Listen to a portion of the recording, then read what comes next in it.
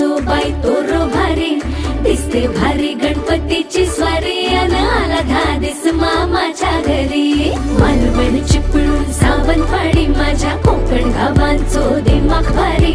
दिसते भारी गणपतीची स्वारी माझ्या कोकणा वाटे तुम्ही वलवा गाडी धमाधमान हाका गाडी माझ्या कोकणचो रस्तो नागमोडी